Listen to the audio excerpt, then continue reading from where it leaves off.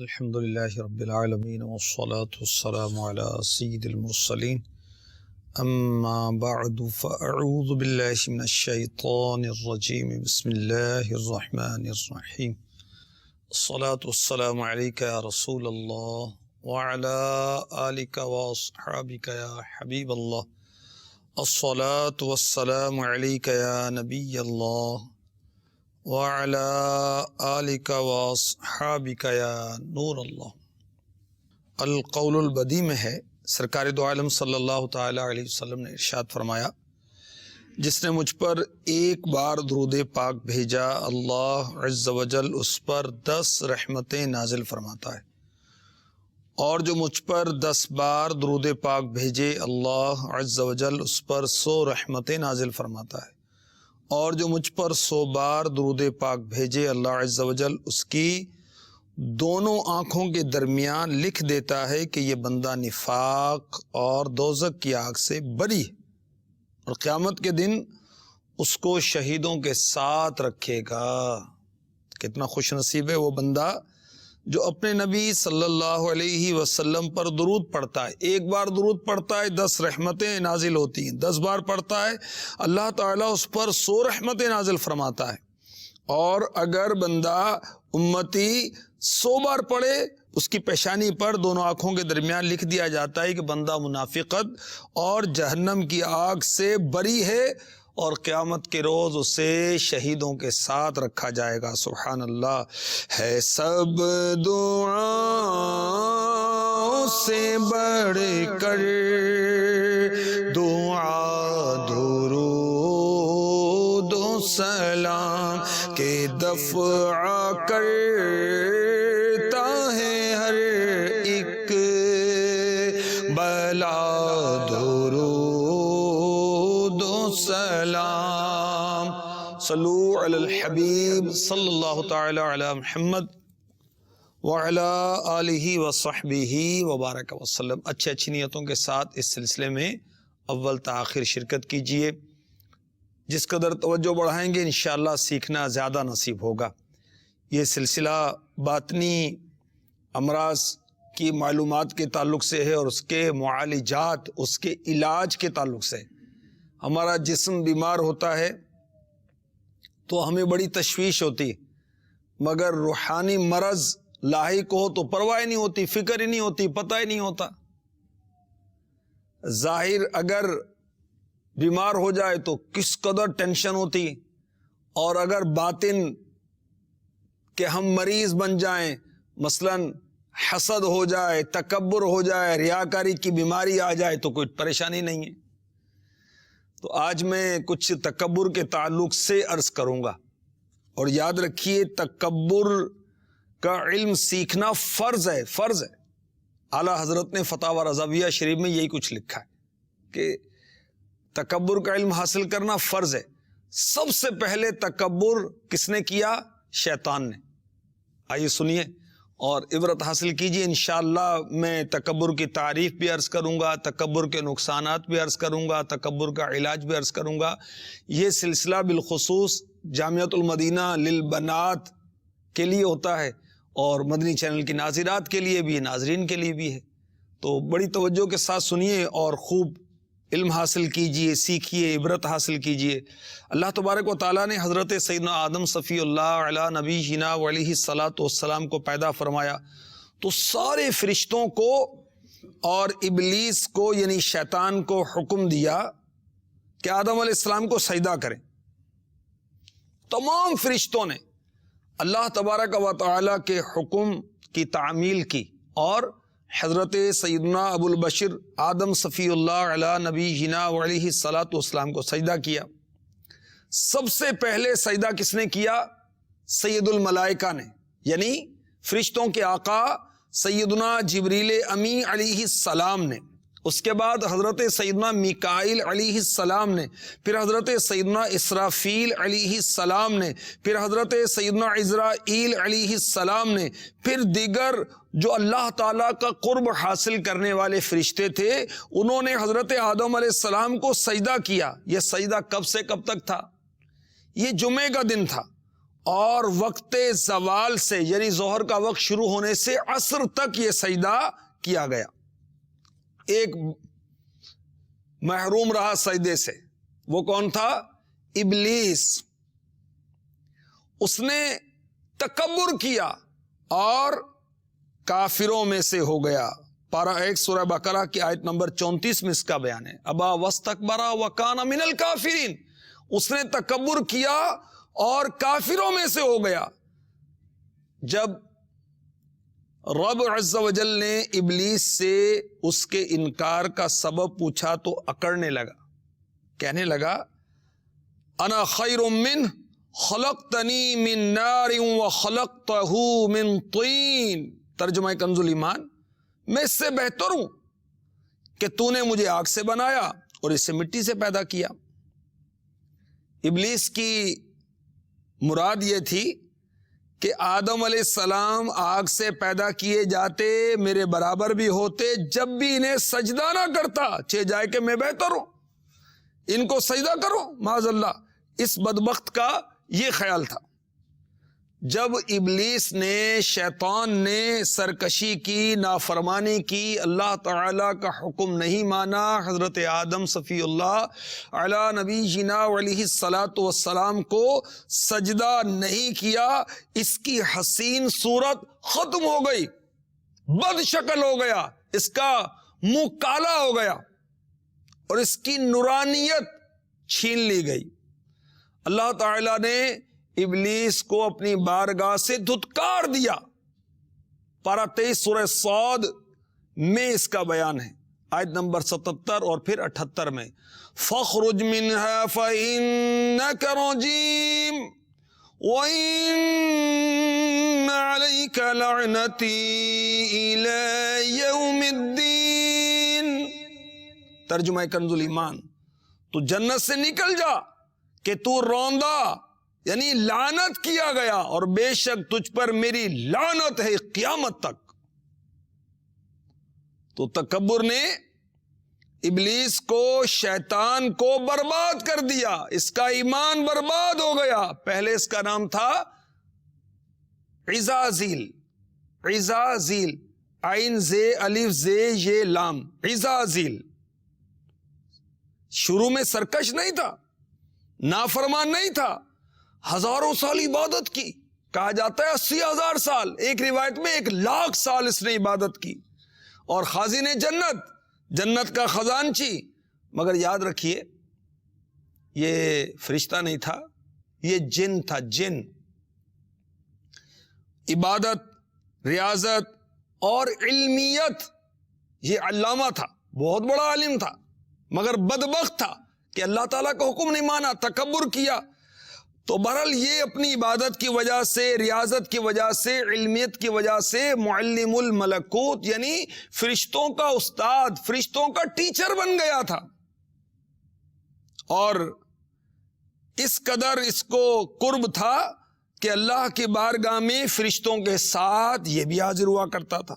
مگر ابا واستکبر وکان من الکافرین، اس کو تکبر نے برباد کر دیا، کہیں کا نہیں چھوڑا، اور اس کی ہزاروں سال کی عبادت پامال ہو گئی، ذلت، رسوائی مقدر بن گئی، ہمیشہ کے لیے لعنت کا طوق گلے میں پڑا، اور وہ جہنم کے ہمیشہ ہمیشہ کے عذاب کا مستحق ٹھہرا. اللہ کی پناہ، اللہ کی پناہ. تو تکبر نے شیطان کا بیڑا غرق کر دیا. جامعۃ المدینہ کی طالبات، معلمات، ناظمات، مدنی چینل کی ناظرات اور ناظرین، تکبر کیا ہے سنیے.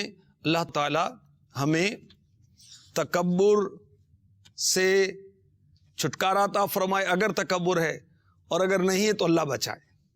تکبر کیا ہے؟ خود کو افضل سمجھنا، دوسروں کو حقیر جاننا. ہمارے آقا دو عالم کے داتا، میٹھے میٹھے مصطفیٰ، حبیب کبریا، سید الانبیاء صلی اللہ علیہ وآلہ وسلم نے ارشاد فرمایا، الکبر بطر الحق وغمط الناس. تکبر حق کی مخالفت اور لوگوں کو حقیر جاننے کا نام ہے. یہ صحیح مسلم شریف کی حدیث ہے. تو تکبر کیا ہے؟ خود کو افضل سمجھنا، دوسروں کو حقیر سمجھنا، حق بات کی مخالفت کرنا. اور جس کے دل میں تکبر پایا جائے اس کو متکبر کہا جاتا ہے. تکبر کے نقصانات کیا ہیں؟ کچھ سنیں تاکہ ہمیں عبرت حاصل ہو. تکبر کرنے والا اللہ تبارک و تعالی کی بارگاہ میں پسندیدہ نہیں. سورہ نحل میں ارشاد ہوتا ہے اِنَّهُ لَا يُحِبُّ الْمُسْتَكْبِرِينَ. ترجمہ کنز ایمان، بے شک وہ مغروروں کو پسند نہیں فرماتا. تو تکبر کا بہت بڑا نقصان کہ تکبر کرنے والا بندہ اللہ کو پسند نہیں. اور جو متکبر ہے شکل و صورت کی وجہ سے، علم کی وجہ سے، مال کی وجہ سے، طاقت کی وجہ سے، سواری کی وجہ سے، عہدے کی وجہ سے، منصب کی وجہ سے، دولت کی وجہ سے تکبر کرتا ہے، اپنے آپ کو بڑا سمجھتا ہے، اپنے آپ کو اعلیٰ سمجھتا ہے، مسلمانوں کو اپنے سے کمتر جانتا ہے، حقیر جانتا ہے، حق بات کی مخالفت کرتا ہے. یہ متکبر ہے. اور تکبر کرنے والا اللہ کا پسندیدہ بندہ نہیں. اور رسول پاک صلی اللہ علیہ وآلہ وسلم نے بھی تکبر کرنے والے سے نفرت کا اظہار فرمایا. جی ہاں، جامع ترمذی حدیث نمبر 2025. میرے نبی، پیارے نبی، سونے نبی، اچھے نبی صلی اللہ علیہ وآلہ وسلم نے ارشاد فرمایا بے شک قیامت کے دن تم میں سے میرے سب سے نزدیک اور پسندیدہ شخص وہ ہوگا جو تم میں سے اخلاق میں سب سے زیادہ اچھا ہوگا. اور قیامت کے دن میرے نزدیک سب سے قابل نفرت اور میری مجلس سے دور وہ لوگ ہوں گے جو واہیات بکنے والے ہیں، جو لوگوں کا مذاق اڑانے والے ہیں، اور جو متفیہق ہیں. صحابہ نے عرض کی یا رسول اللہ صلی اللہ تعالی علیہ وسلم، بیہودہ بکواس کرنے والوں اور لوگوں کا مذاق اڑانے والوں کو تو ہم نے جان لیا، یہ متفیہق کون ہے؟ فرمایا اس سے مراد ہر تکبر کرنے والا شخص ہے.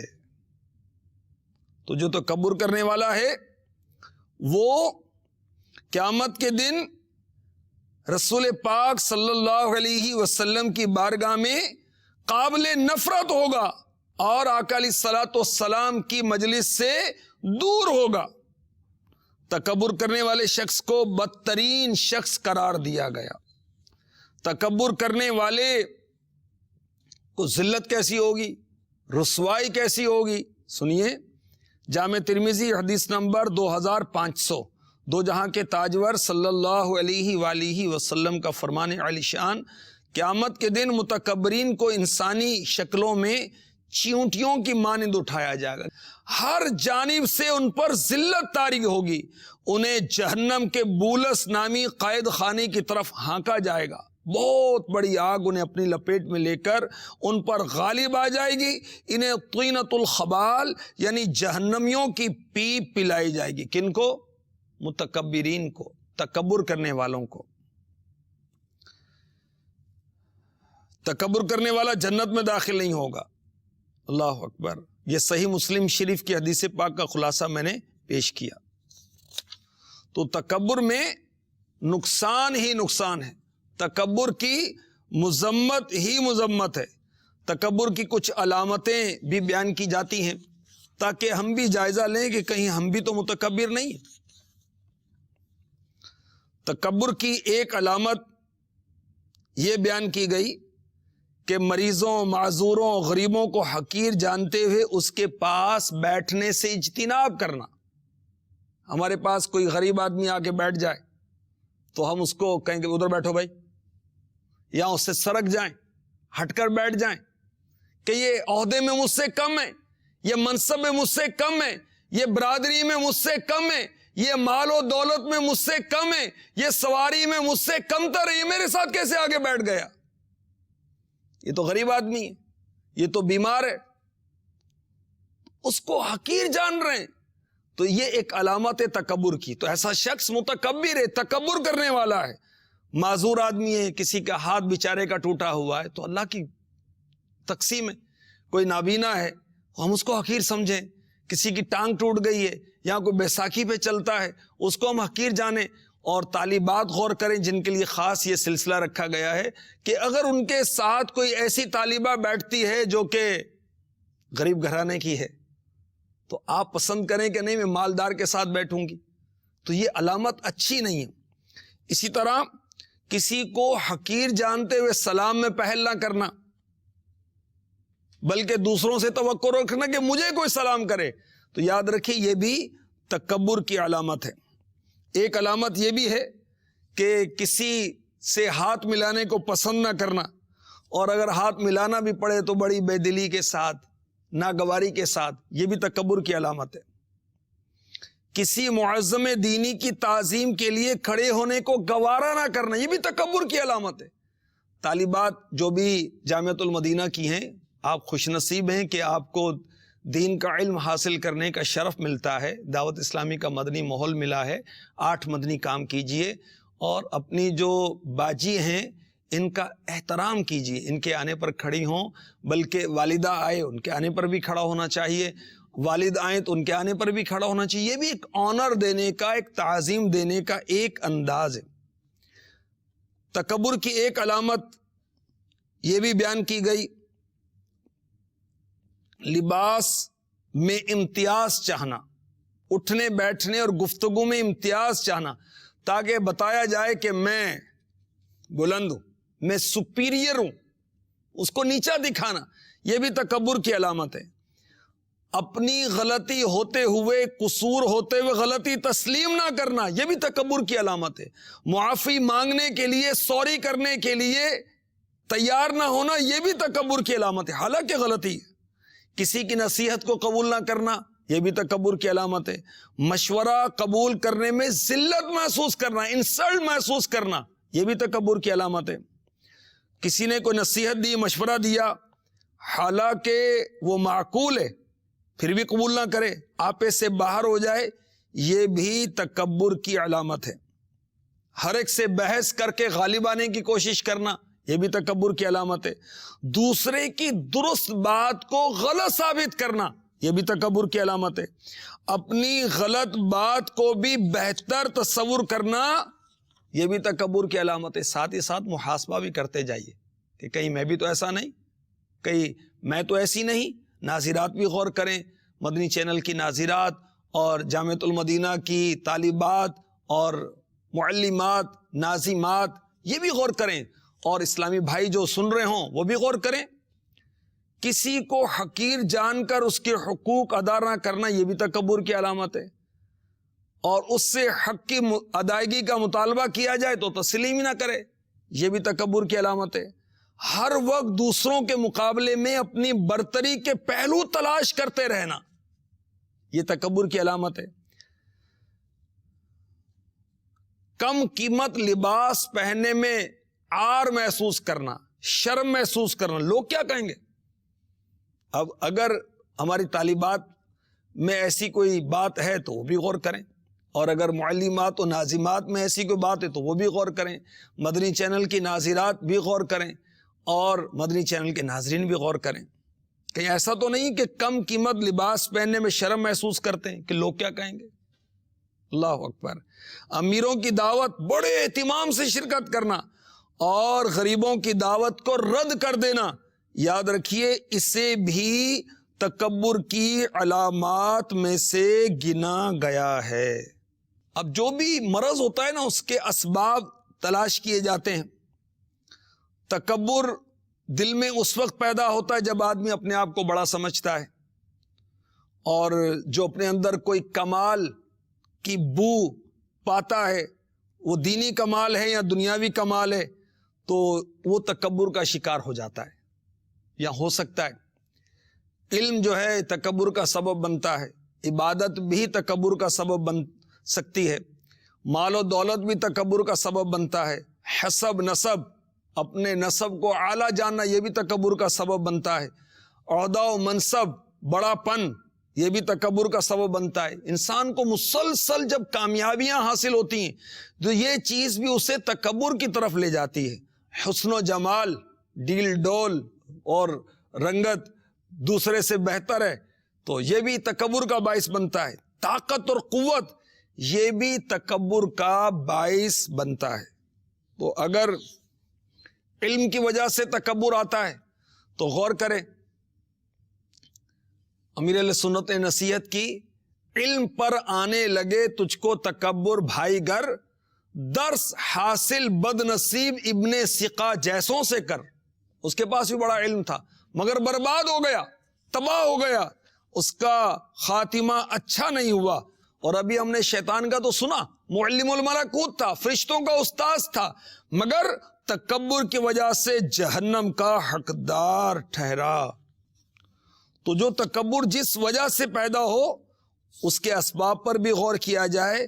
جب اسباب پر غور کریں گے تو انشاءاللہ عز و جل اس کے علاج کی طرف بھی آئیں گے. عبادت و ریاضت سے تکبر پیدا ہوتا ہے کہ میں بہت نوافل پڑھتا ہوں، میں اشراق، چاشت، اوابین، نفلی روزے، تلاوت، ذکر اذکار اور طالبات کے لحاظ سے کہ میں تو جلدی سبق سنا دیتی ہوں، میں تو باجی کا دیا ہوا سارے کام کرتی ہوں، اس سے تکبر پیدا ہوتا ہے. تو اللہ تعالیٰ کی بارگاہ میں استغفار کرنی چاہیے اور اس کا علاج کر لینا چاہیے. اگر سبق یاد ہوتا ہے تو میرا کیا کمال ہے؟ یہ تو اللہ کی رحمت ہے کہ مجھے جلدی سبق یاد ہو جاتا ہے، اور اس کے ساتھ آزمائش ہے کہ اس کو ذرا تکرار کرنی پڑتی ہے تو دیر سے سبق یاد ہوتا ہے. تو اس میں اللہ کا فضل ہے، اس کا کرم ہے، ہماری کوئی خوبی نہیں ہے. مال و دولت کی وجہ سے تکبر پیدا ہوتا ہے تو غور کرے، سب کچھ چھوڑ کر یہاں سے چلے جانا ہے، آخر موت ہے. کفن میں تھیلی ہوگی یا تجوری ہوگی، کچھ بھی نہیں ہوگا.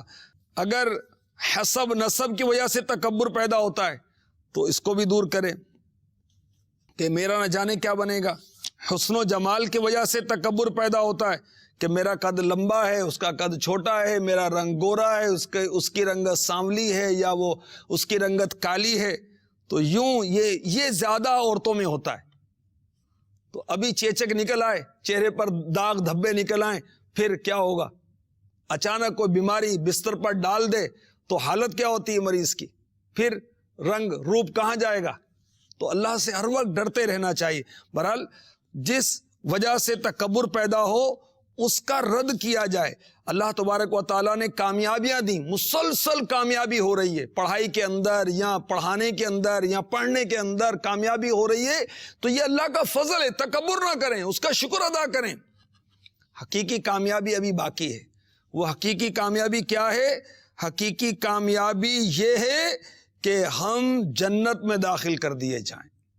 تبھی تو پتہ نہیں ایمان پر خاتمہ ہوگا یا نہیں ہوگا، قبر میں ہمارا کیا بنے گا، حشر میں ہمارا کیا بنے گا، نام اعمال دائیں ہاتھ میں ملے گا یا بائیں ہاتھ میں ملے گا، ہمارا نیکیوں کا پلڑا بھاری ہوگا یا گناہوں کا پلڑا بھاری ہوگا، پل صراط سے گزرنے میں ہم کامیاب بھی ہوں گے کہ نہیں کامیاب ہوں گے، داخل جنت کیے جائیں گے کہ استغفر اللہ گناہوں کی پاداش میں جہنم میں ڈال دیا جائے گا، ہمیں تو کچھ پتہ نہیں. تو پھر تکبر کس چیز کا؟ تو حقیقی کامیابی تو ابھی باقی ہے. تو بہرحال تکبر جس سبب سے ہو اس کے اسباب پر غور کیا جائے اور اس کے جو علاج ہیں وہ بھی کچھ عرض کرتا ہوں. اللہ کی بارگاہ میں دعا کی جائے کہ یا اللہ مجھے تکبر جیسے مرض سے شفا عطا فرما. یاد رکھیے کہ جو بھی معاملہ ہو دنیا کا یا آخرت کا، اللہ کی بارگاہ میں دعا کرتے رہنا چاہیے. اپنے عیبوں پر، اپنے نقائص پر، اپنے عیوب پر نظر رکھیں تو انشاءاللہ عز و جل اس سے بھی تکبر کا نشہ اتر جائے گا. عاجزی اختیار کریں، انشاءاللہ عز و جل اس سے بھی تکبر ختم ہو جائے گا. اگر ہم جنت میں داخل نہیں ہوئے اور اللہ تعالیٰ ناراض ہو گیا تو ہم سے خنزیر اچھا جو جہنم میں داخل نہیں کیا گیا، قیامت کے روز جانوروں کو مٹی کر دیا جائے گا، ہمارا کیا بنے گا؟ اللہ تعالیٰ کی بارگاہ میں حاضری کے تصور کو جمائیں، انشاءاللہ عز و جل اس سے بھی تکبر چلا جائے گا. سلام میں پہل کریں، یہ بھی تکبر کا علاج ہے۔ ہمارے آقا صلی اللہ علیہ وآلہ وسلم نے ارشاد فرمایا، پہلے سلام کرنے والا تکبر سے بری ہے۔ گھر کا کام کاج کرنے سے بھی تکبر چلا جاتا ہے۔ اسی طرح صدقہ دیجیے، صدقہ دینے سے بھی تکبر دور ہوتا ہے، فخر دور ہو جاتا ہے۔ اب اس کے لیے کوئی بہت مال و دولت کی حاجت نہیں ہے، گھریلو صدقہ باکس کی ترکیب بنائیں، اسلامی بہنیں بناتی ہیں ماشاءاللہ۔ جامعۃ المدینہ للبنات کے تحت بھی مدنی عطیات باکس کے صدقہ، جس کو صدقہ باکس کہتے ہیں، اس کی ترکیب ہوتی ہے۔ وہ گھر میں اگر رکھ لیں، کچھ نہ کچھ 5-10 روپے بھی روزانہ ڈالتے رہیں تو اللہ کی راہ میں دینے کا ثواب مل جائے گا، اور انشاءاللہ عز و جل بہت سارے فضائل کے ساتھ ساتھ تکبر کا بھی علاج ہو جائے گا۔ حق بات کو تسلیم کرنے کی عادت بنائیں گے تو تکبر کے مرض سے جان چھوٹ جائے گی، تکبر کا علاج ہو جائے گا۔ غلطی ہو جائے تو مان لیں، اعتراف کر لیں، انشاءاللہ عز و جل اس سے بھی تکبر جاتا رہے گا۔ نمایاں حیثیت کی طلب نہ رہے، اس سے بھی انشاءاللہ عز و جل تکبر کا علاج ہو جائے گا۔ گھر کے چھوٹے موٹے کام کریں، یہ پہلے عرض کیا، اس سے بھی تکبر کا علاج ہو جائے گا۔ غریبوں کی دعوت بھی قبول کی جائے، غریبوں سے میل جول رکھی جائے، اس سے بھی تکبر دور ہوگا، تکبر کا علاج ہو جائے گا۔ لباس میں سادگی اختیار کرنے سے بھی تکبر کا علاج ہوتا ہے، اور جو دعوت اسلامی والا ہوگا انشاءاللہ وہ اچھے مدنی ماحول کے برکت سے تکبر سے آشنا بھی ہوگا، تکبر کی تعریف بھی پتہ چلے گی، اور تکبر کا علاج بھی اس کو پتہ چلتا جائے گا۔ اللہ کی رحمت سے اس کو شفا بھی مل جائے گی۔ اچھا مدنی ماحول اپنا لیا جائے، اور طالبات، معلمات، ناظمات، 8 مدنی کام جو اسلامی بہنوں میں ہوتے ہیں، شریعت کے دائرے میں رہ کر، پردے میں رہ کر ہوتے ہیں، وہ کام کریں، اس سے بھی تکبر کا علاج ہوتا رہے گا۔ اور یاد رکھیے، جب بھی دل میں تکبر پیدا ہو، بڑاپن پیدا ہو، تو اعوذ باللہ من الشیطان الرجیم ایک بار پڑھ کے الٹے کندھے کی طرف 3 بار تھتکاریں۔ اس طرح کرنا ہے، تھوکنا نہیں ہے، تھتکارنا ہے، تھوکنے کا انداز اختیار کرنا ہے۔ روزانہ 10 بار اعوذ باللہ من الشیطان الرجیم یہ پڑھیں گے تو شیطان سے حفاظت ہوگی، اور اللہ تعالیٰ ایک فرشتہ مقرر فرما دے گا۔ نماز فجر کے بعد سورہ اخلاص 11 بار پڑھ لیں گے، نہیں صبح پڑھ لیں کسی وقت بھی، تو شیطان لشکر سمیت بھی آئے گا تو گناہ نہیں کرا سکے گا۔